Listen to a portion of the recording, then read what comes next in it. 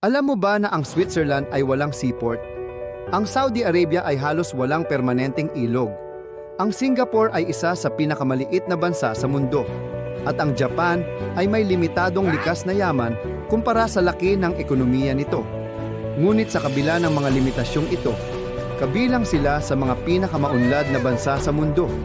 Samantala, ang Pilipinas ay mayaman sa likas na yaman, agrikultura, turismo, at yamang dagat. Hindi geografiya o kakulangan sa likas na yaman ang isa sa pinakamalalaking problema ng Pilipinas. Isa sa mga pinakamalaking hamon nito ay ang korupsyon.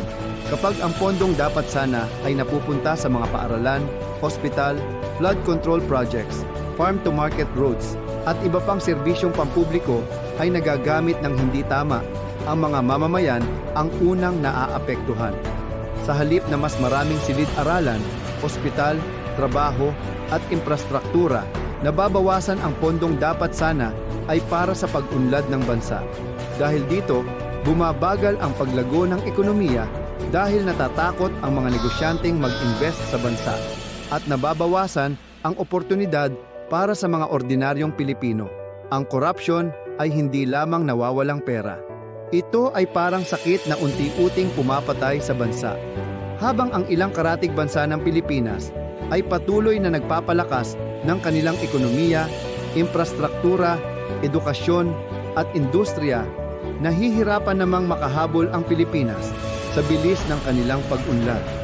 At bagamat hindi korupsyon lamang ang dahilan ng kahirapan ng bansa, marami ang naniniwala na isa ito sa pinakamalaking hadlang sa pag-abot ng buong potensyal ng Pilipinas. Dahil sa huli, ang kaunlaran ng isang bansa ay hindi lamang nakasalalay sa dami ng likas na yaman nito. Nakasalalay ito sa kung paano pinamamahalaan ang mga yamang iyon para sa kapakanan ng mamamayan. Gusto mo ba ng mga ganitong content? Dito lang yan sa channel ko kaya mag-follow ka na. Salamat mga ka-aha!